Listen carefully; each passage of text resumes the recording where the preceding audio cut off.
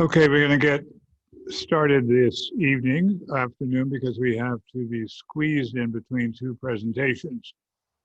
Today we're going to talk about Woodrow Wilson and World War I, which is complicated enough just by itself. The Wilson administration was determined to stay out of the war, although there were previous presidents who were anxious for us to get in. One in particular was Teddy Roosevelt. But with our Secretary of State, William Jennings Bryan, determined we would stay out. Wilson also determined we stayed out. So it was that in August of 1914, the Great War in Europe began. It was a combination of features that had been planned for 20 years. In the case of the French, they were determined that if war came again, this time most of the Allies would be on their side. And they were most concerned that they could turn Russia away from any alliance with the Germans. And they were successful in this. Two brothers, the Gabon brothers, from the French Quai d'Orsay, their foreign affairs ministry, worked heavily to turn this around. And of course, had a great deal of help in the form of the Kaiser, who was a complete nincompoop. So Kaiser Wilhelm helped them a lot by firing his great minister, Bismarck. Now, Otto von Bismarck had made some errors. He had made a permanent enemy out of France, which was stupid to do. Instead of, after the Franco-Prussian War of 1870, having built instead a relationship with France, he built an enemy, particularly by taking the two rich provinces along the Rhine, Alsace and Lorraine. And to show you what a bitter pill this was, in Paris from 1870 until they got them back, the two statues around the Place de la Concorde for all the many cities of France, Bordeaux, Marseille, etc. There were also two female statues, one representing Nancy and the other representing Strasbourg. And both these females were covered in black tarpaulin, to give you an idea of how bitter the loss of these two cities and their provinces were to the French people. And obviously one of the things France wanted back from the war that would come was the return of Alsace and Lorraine. And so it was that the Gabons worked very strongly with the Russians, who had finally turned against Germany and signed an alliance with France, a Franco-Russian alliance, which then meant that Russia was on the French side and Germany was caught between these two powers. As they continued to plot and plan, and you could see the planning in open fields, because the French loaned or gifted a great deal to help the Russians build their railroads right up to the German border. Now, what will you be doing with a railroad that just stopped right at the border? There's no station, there's no town. It's just to bring troops forward.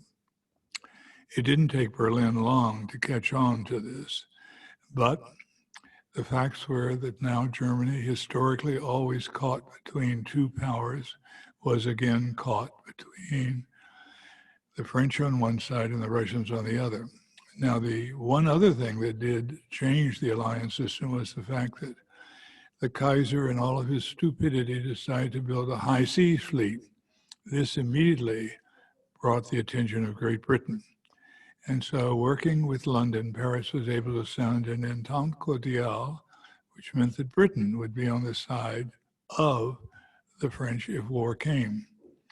That left the only ally that Germany had in Europe was the Austro-Hungarian Empire, and then in the Balkans, the lower Balkans, and in the Middle East was, of course, the large but aging Ottoman Empire located in Istanbul.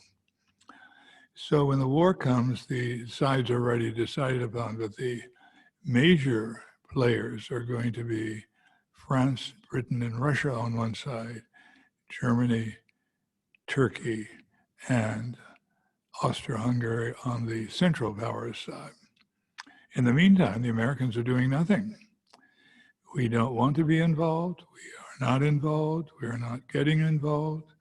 Wilson was determined to keep us out of the war. Nevertheless, war got closer and closer. The last time I talked to you, I made an error by saying that John Jacob Astor had gone down on the Lusitania, a ship that had been torpedoed off the coast of Ireland. In fact, he went down with another ship, the Titanic. And so I give you that as an excuse for my making another error. And now you know it's been corrected.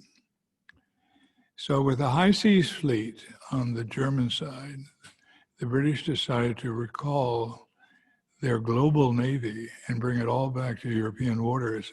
And they had an imperial naval base where to station it. And that base was in Scapa Flow, that's in the north of Scotland, a very natural harbor that could take the entire British Royal Navy. And so everyone was in place if anything happened, and something did happen. The Austro-Hungarian Empire was ruled by a very old man who'd had a very tragic life. His eldest son had committed suicide with a woman he loved, admiring. His wife, the very beautiful woman who was from Munich, she was a royal family in Bavaria, the Wittelsbachs. And she came, and because she had lost this son that she loved so much, she traveled a great deal, and she was stabbed to death by an Italian nationalist getting off a ship in Lake Geneva. So now his wife is dead, his son is dead, and his other son, the Archduke Ferdinand, is trying to show the flag in the Balkans. And then at Sarajevo, he and his wife are assassinated. Now, when he was assassinated, the words came from Vienna that somebody in Serbia would have to pay, and the payment would be very severe. And since the Serbians were in fact in an alliance with the Russians, this set the Russian war machine going. When the Russians decided to mobilize, the Germans said they had no other option but to mobilize themselves. And if the Germans mobilized, then the French mobilized. And if the French mobilized, then the British mobilized. So within a few weeks of the assassination at Sarajevo by the Black Hand, as it was called, it was a terrorist organization working for the Serbs, you have warfare. Still, the Americans do nothing. We stay out, we stay uninvolved. We're determined to be a non-combatant. But we also, with this very odd man known as President Wilson, we had the problem that we wanted our people, the American people, to be able to travel in these dangerous waters. That means that no ship that they're on should be in any way hampered, and certainly should not be sunk by a German submarine. For a while, the Germans gave way on this issue because they did not want to have one more combatant on the other side. And so it was, the Germans launched their famous plan. As was the case with most things the Germans did, it was very thorough. It was also very rigid. And therefore, they had spent much of the 19th century discussing and restaging every one of the great battles of Napoleon. And they put this together in a book called Von Krieg, On War. It was written by a genius by the name of Clausewitz, von Clausewitz, and it tried to explain to the German General Staff, which was the best general staff anyone had at that time anywhere in the world. And it explained to them how this rigid new plan, the von Schlieffen plan, named for the general who was in charge of the German General Staff at the time, just before the war. Now, when the war comes, von Moltke, who is the younger, as opposed to von Moltke, the senior, is in fact not going to be able to be flexible enough to make the plan work. But nevertheless, on M Day, which is Mobilization Day, 1.1 million German troops came to the frontier. Now, the frontier is not in the Rhineland any longer because they've taken Alsace-Lorraine away from France, but the frontier is in the Vosges Mountains, which are like foothills in the Sierras. And that place is where the attack will come, it's assumed. But in fact, the French quickly learned that the Germans, not even thinking for a moment about the problems that they would call to themselves, had decided on a new plan, the von Schlieffen plan, which meant that they would have to cut all the way through Belgium. And they had guaranteed the neutrality of Belgium. So here they are, breaking their promise right at the beginning of the war. And then, lo and behold, they are surprised that the Belgians object. In fact, they not only object, they defend their frontier. The fortress is at Liège. So now the Germans must stop and they must conquer the frontier to get into Belgium. Now, why this is important is that the von Schlieffen plan calls on 1.1 million people, 3 armies holding in the Vosges Mountains against the French. The other 4, a massive striking army that will go into Belgium, all the way through Belgium, all the way to the coast of Belgium, so that they can be on the wet sand of the Channel and then wheel into France. And they're going to come behind the French lines, and they're going to cut Paris out of the war. And the reason for this is that they believe that Paris, and they are quite correctly, is the capital of the most highly centralized state in the world. Every textbook in France that's used at the time is approved in Paris. Every road that's measured is measured in Paris. So if you're able to cut it out within 6 weeks, it's very important that you do this. You cut behind them, you come around them, and they're surrounded, they surrender.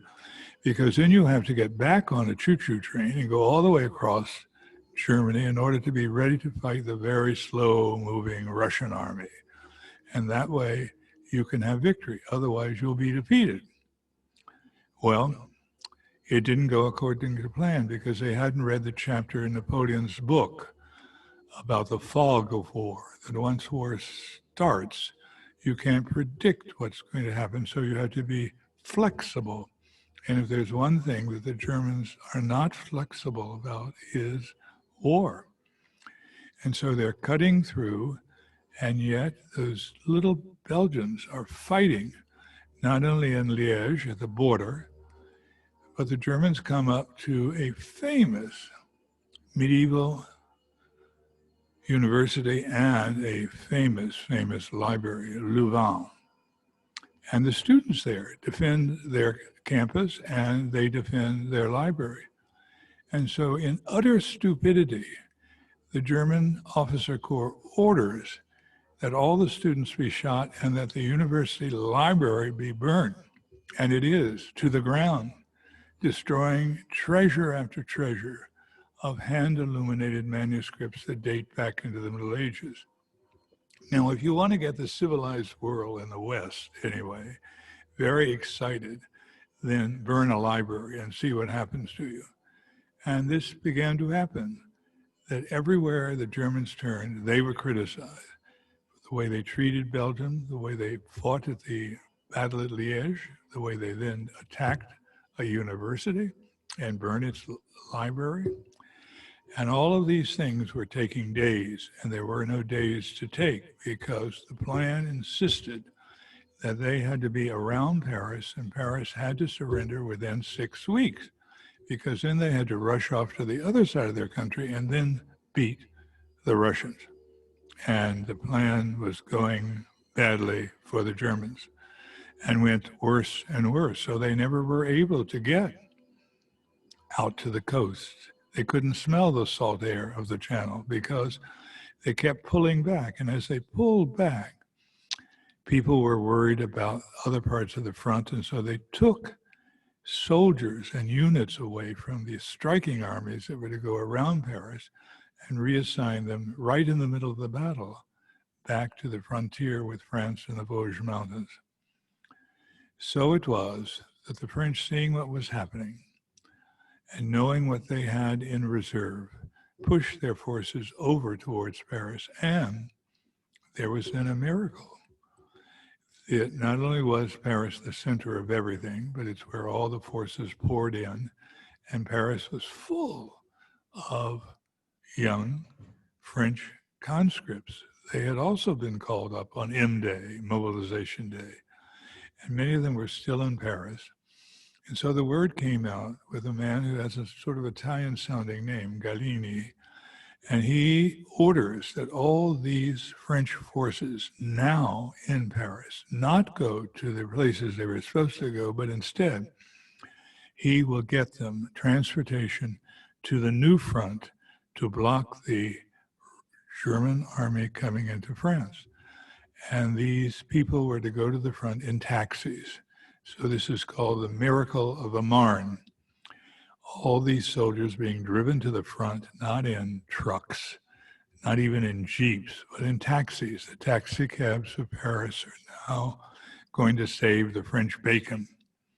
And they get there in time to stop the German offensive on the Marne in the great first battle of the Marne. So at this point, everyone in charge from von Moltke forward should have surrendered, because the plan required that they do something they hadn't done, and therefore there was nothing to do but to give up. But oh no.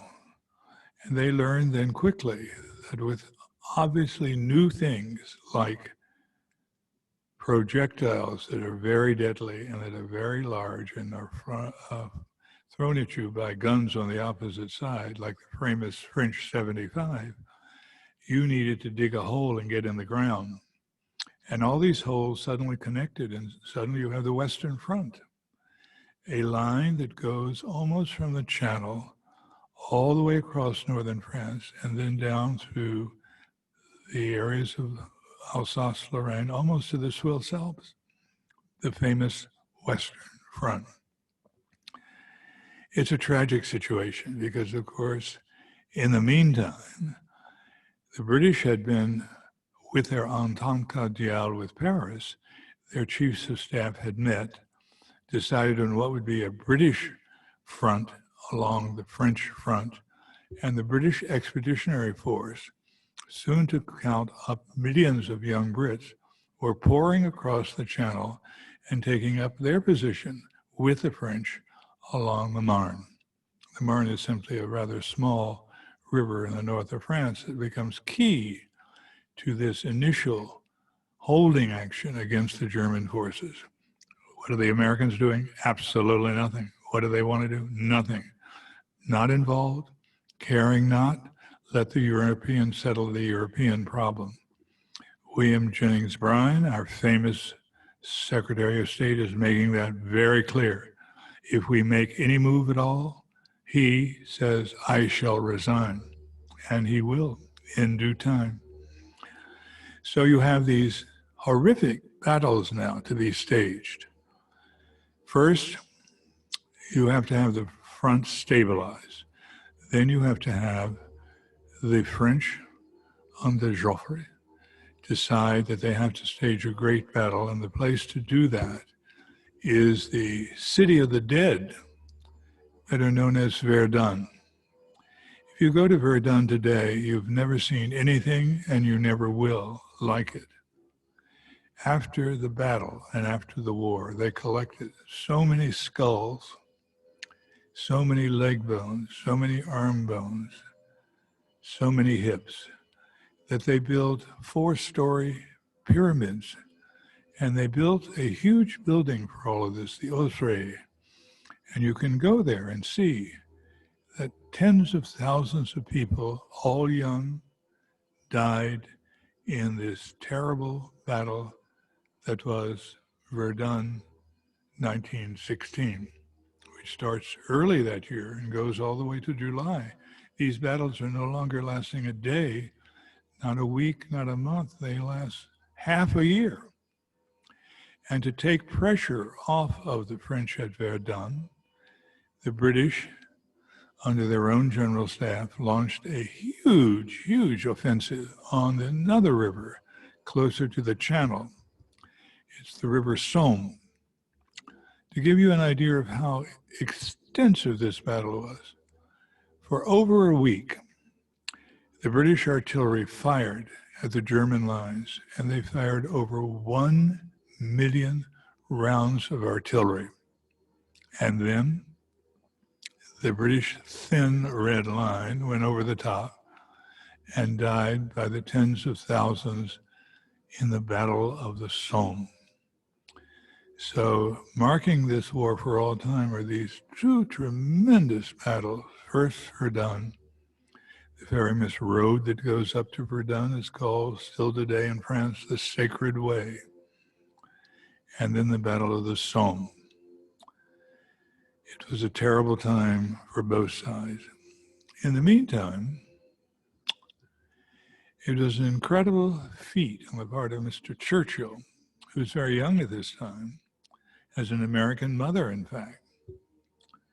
And he's determined, as First Sea Lord in the government, as a very young man, that he will outfox the Germans because he plans a side run.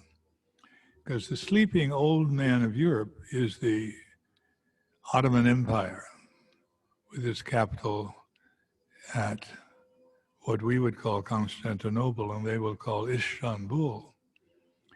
And so the straits there are very critical, the waterway in, because number one, it's one way to get to the Russians and get supplies to them. Number two, it's one way for all of that Russian wheat that's very much needed on the world market to get out.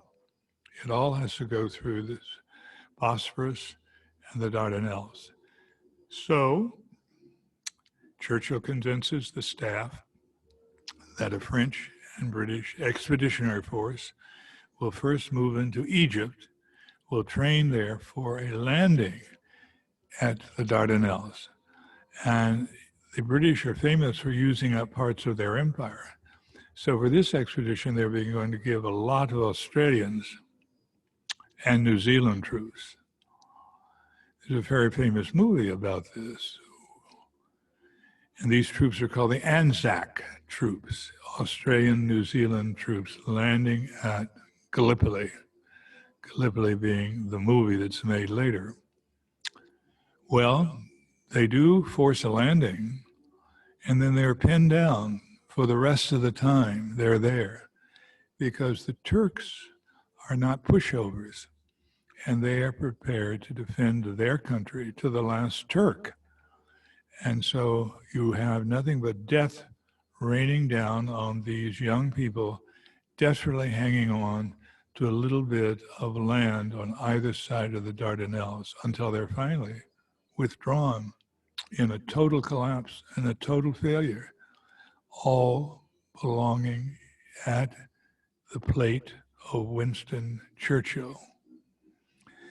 And after that, Churchill left the government, but he didn't organize the unit, went off to fight in France himself. Never say die.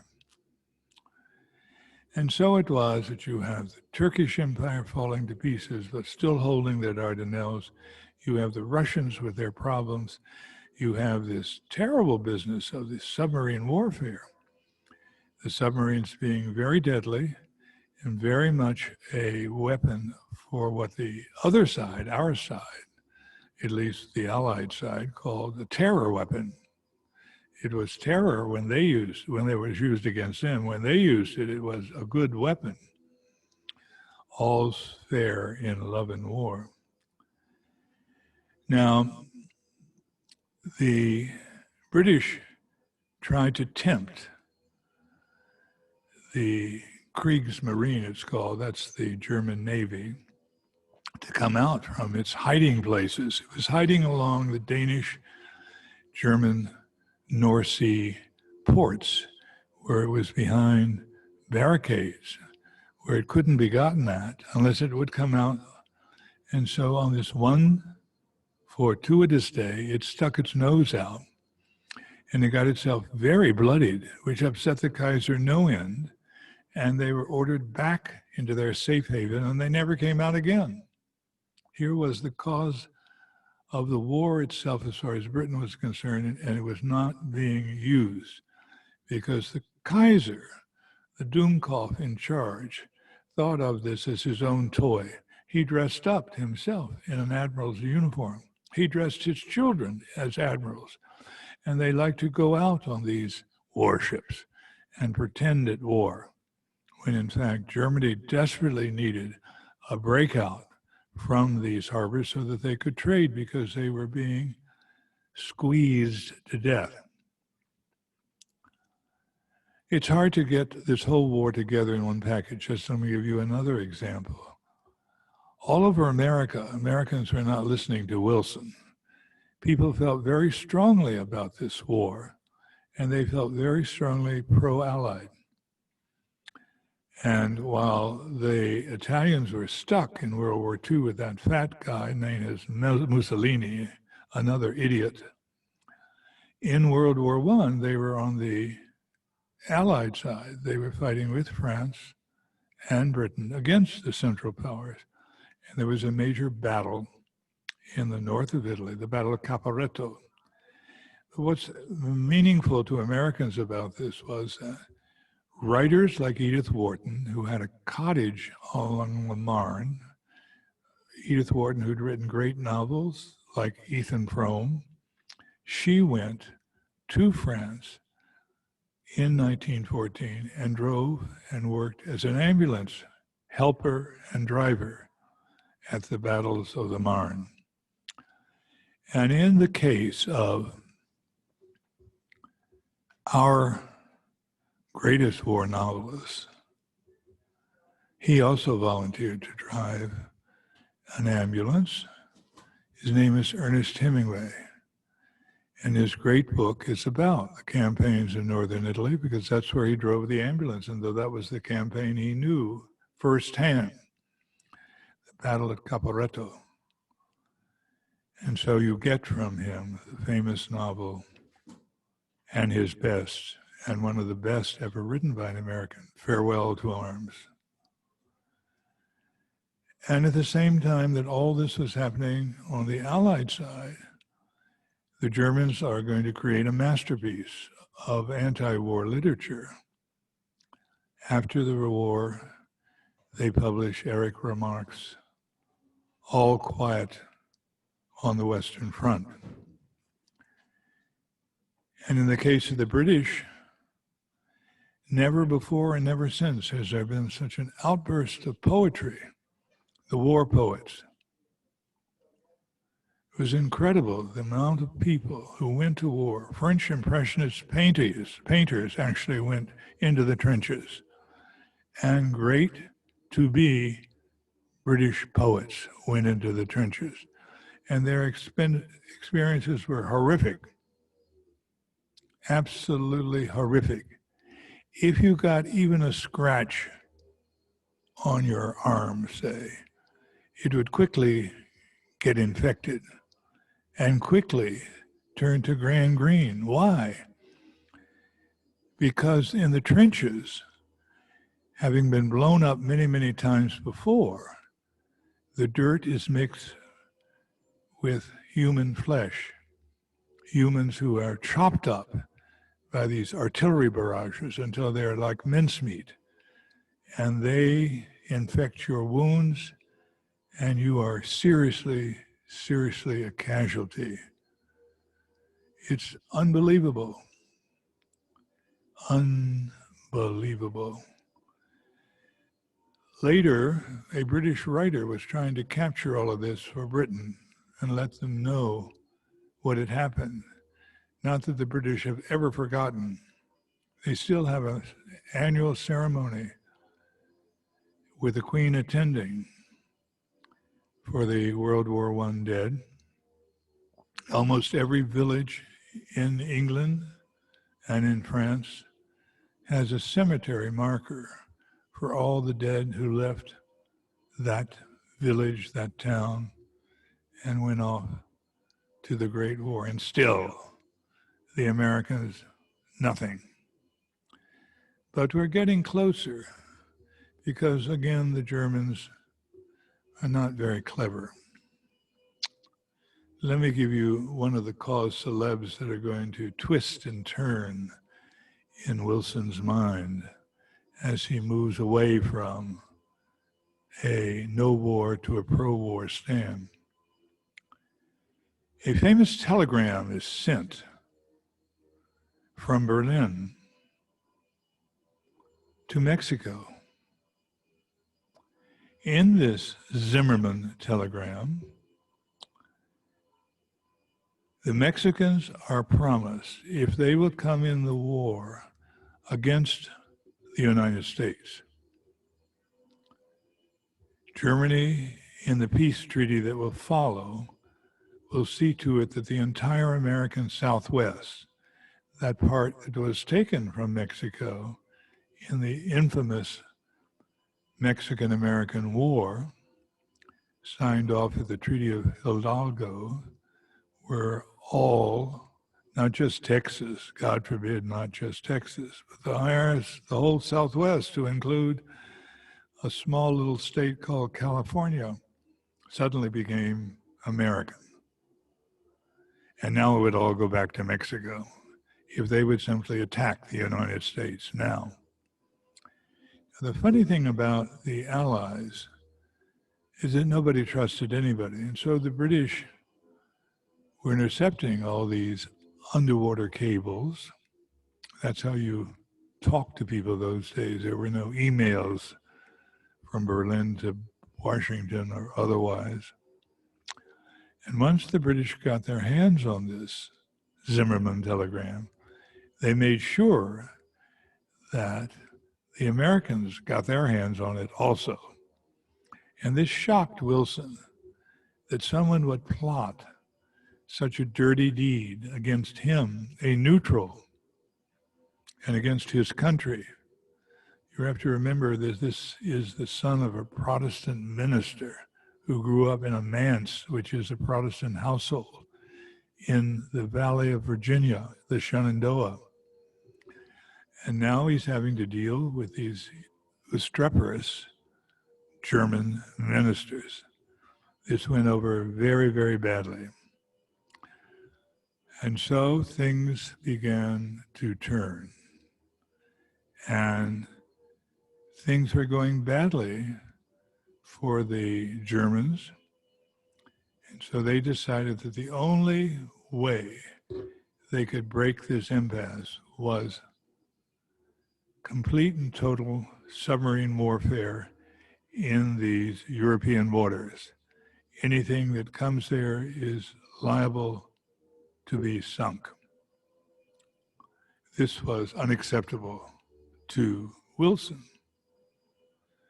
So with the Zimmerman telegram and with this turn of events in Berlin, with this incredibly stupid leadership on the part of the Kaiser, we, the Americans, go to war. The moment that the decision is made, William Jennings Bryan resigns as Secretary of State. He will have nothing to do. You will not either crucify his followers on a cross of gold, his famous speech against capitalism and Wall Street. You would not crucify them again as soldiers in this European Holocaust. And yet Wilson stayed with the policy. Now, what in the world good were we anyway? When we got to Europe, it was the last year of the war. We were always good in both wars, World War I and World War II. It's showing up at the last minute. And what did we show up with? We took almost 1 million horses with us. John Wayne to the rescue. We had nowhere to land in France because all of the good ports were taken by the British Expeditionary Force, which is now Kitchener's new model army, was worth, say 2 to 3 million men going back and forth. Casualties going back to England, new recruits going out to the front. So we had to land along the Atlantic coast, like at Bordeaux.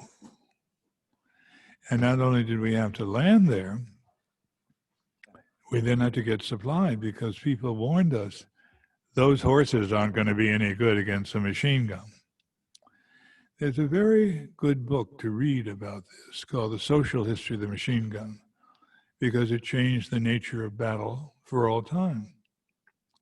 That and the new shrapnel, that is, if you design an artillery shell, then when it explodes right above ground level, let's say 20 feet above, and bursts into 18 small pieces of sharp metal that tear through human skin and bone, between that and the machine gun, things would never be the same again. Plus, of course, you have this funny looking stuff you'd never thought you'd see in warfare called barbed wire. And then leave it to the Germans to come up with a horror weapon and leave it to them to use it. Gas warfare of two types. The type that you will choke to death if you get caught in a cloud of it, phosgene gas, or a blistering gas that will cause your skin to erupt in huge blisters. And it was both were used. And they were there for us to find out. We were not the overall commander in World War I. We did bring our own commander, Blackjack Pershing. He was assigned, a sector to take over. We were poured into the sector as rapidly as we could arrive, but we didn't have anything. We didn't have any airplanes. We didn't have any tanks. The tank had been invented by the British in this war as a secret weapon. And they'd only released it out when they could, at a few places, bring these unbelievably bulky, not very reliable things called tanks to the front. And when it came to airplanes, we knew from nothing. So we had to borrow French and British airplanes, and we had to go up and fight really good German fighters. One of them has lived on in infamy in America because of a little beagle dog. The airplane is a Sopwith Camel. It's a great British airplane. You can see a lot of them at the Imperial War Museum outside of London. And Snoopy flies one every so often in the American comic strips.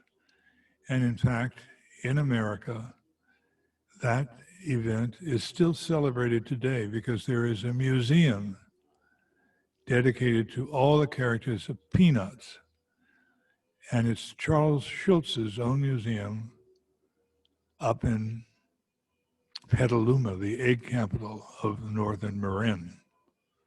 And you ought to go there someday. It's a marvelous museum. I don't know whether it's open during the pandemic, but sooner or later, this pandemic will end. And then you can make a visit and to see Charles Schulz's characters.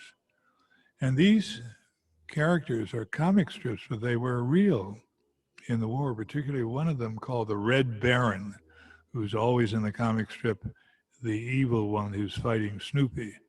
But he really did live. His name is von Richthofen. And he was finally shot down.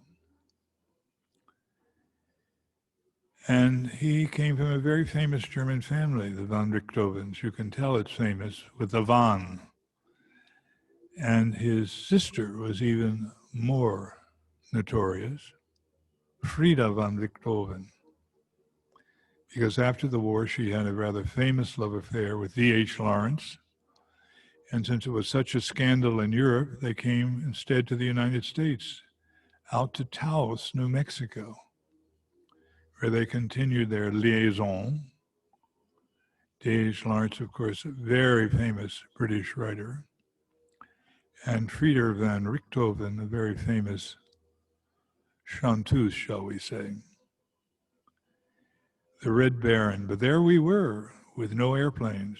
There we were with hardly any equipment. We had a lot of horses, which were useless. But we threw ourselves into the battle far over near the Verdun sector. It's quite amazing to go there today. While I know everyone thinks that the greatest American overseas war cemetery is at Normandy, and it certainly is a magnificent cemetery kept up in perfect condition by a part of the American government that takes care of overseas military graves. But it's nothing compared to the graves at the Meuse Argonne and the many thousands of Americans that didn't come home from that frontier. But the war ground to an end. It's hard to figure out when. One last burst of energy came out of the German front. By now we've left von Moltke behind. He's been dismissed. We had von Falkenhayn, and he is going to start 5 offensives, sooner or later thinking he will break through on one of them and it will bring victory at last to the German forces. And he launches them all. The last one is the Second Battle of the Marne. And the French, British, and Americans hold. Von Falkenhayn has worked himself into a complete dither and was said to have fallen on the ground foaming at the mouth. This seems to be a problem for Germans during World War I. Certainly was a problem during World War II. In many cases towards the end, Hitler really did look like a mad dog.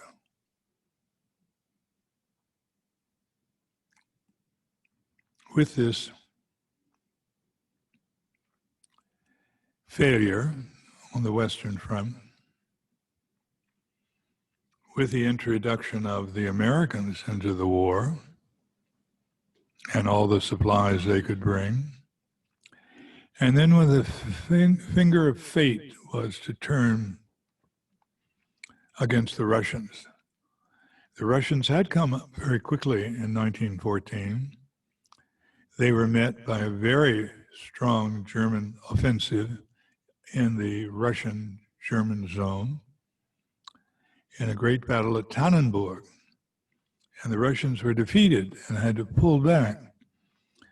And this was a great shock to the Tsar because the Grand Duke himself had gone forward with the troops. It was also a place where hundreds of years before, a great battle had taken place between the German knights and the Russian Tsar, and the Russians had won. The famous name from that is Alexander Nevsky, which then becomes a very famous story, a famous film, all within the Russian area. But now they had been defeated, and defeated so badly, and they were doing so badly, and winter was coming. So some clever people in Berlin decided that there was somebody who represented great trouble. He was living in Switzerland, but we could bring him out of Switzerland. We could get him all the way to Finland. And from Finland, we could get him to the Finnish station. That is, we could move him from Helsinki by train to St. Petersburg. His name is Lenin. they succeed. Lenin launches, of course, the October Revolution, and the Tsar's government falls. Lenin's government comes, sues for peace, gives up huge amounts of territory, anything to appease the German war machine so that they can get out of this war and keep their own self together, because there's civil war now in Russia. They're going to take, of course, the Tsar's family, take him beyond the Urals, and then murder them all. Perhaps not one. Maybe the Grand Duchess Anastasia will survive. In legend, she does survive. In movies, she does survive. Played brilliantly by Ingrid Bergman in an Academy Award-winning film. But the Romanov dynasty is gone. They have collapsed. The Germans no longer have a two-front war. Of course, it ends up that they have to spend as much time policing the territory they got, which was a huge amount of territory that they took away from Russia. Almost all of what was called Russian Poland. And so it was that with everything going badly against them, the German armies asked for terms. It's a very wonderful little cathedral city in northern France. The French call it Reims. The silly British call it Reims. And there's a schoolhouse which is going to be seen in two wars. But nevertheless, terms are given, and the German armies surrender. It's an armistice. The peace will be drawn once again in that most famous of all European palaces, the Palais de Versailles. There in the Hall of Mirrors would meet all of these world statesmen, and they would write the treaties. There were 5 treaties, actually. One for Germany, which is the Treaty of Versailles. One for Austria-Hungary, which is Treaty of Trianon, I think. One for the end of the Ottoman Empire, and on it goes from there. It was not a good treaty, to say the least. Austria-Hungary was cut up into so many little pieces that Austria was about the size now. It had a world-class capital, Vienna, and then the countryside was about the size of the set that was used for making the film The Sound of Music. Between Salzburg and Vienna, that was now Austria. Hungary was an independent country. Many countries that had been part of and parcel of other empires. Poland was reborn again. This new country called Czechoslovakia is born. The treaty at Versailles redrew the map of Europe, but not necessarily wisely. In fact, many years later, the British called this the Long Weekend, 1919, 1939. And so it was that it came to a close, the Great War. We did take part in the peace treaty. We did draw up a view of the world to come called the League of Nations. We then did not join due to the recalcitrant nature of certain powerful senators like Henry Cabot Lodge. And then it was over. It had ended. Many, many, many millions of people were dead. Revolution was to follow. There was to be a communist uprising in Berlin. The German army has to go in and put their own uprising down. But it was over. The Great War, La Grande Guerre. And when we meet again, we'll come up with a view of Franklin Roosevelt during the Great Depression, which was his own personal war. And then after that, Franklin Roosevelt in World War II. He, Churchill, Stalin in the Great War against Hitler, Mussolini, and of course, General Tojo in Tokyo. By the way, it's of interest to some of you to know that during World War I, the Japanese were on the Allied side. They were on our side. Of course, they did very well by it. They scarfed up all of the German colonies in Asia, the concession in Shantung Peninsula, and certain islands in the Pacific. Japan did well. She didn't expend any money, any people, any lives, and she came out a victor. But in general, humanity was the loser over and over again. You should read about it again. You can see it as a film. It's best to see Eric Remarque's great read the novel and then see All Quiet on the Western Front. You'll get a feeling for what the Germans went through in this most terrible war. Thank you very much. We have somebody else coming in soon, so we must scatter to the four winds. I'll see you next week.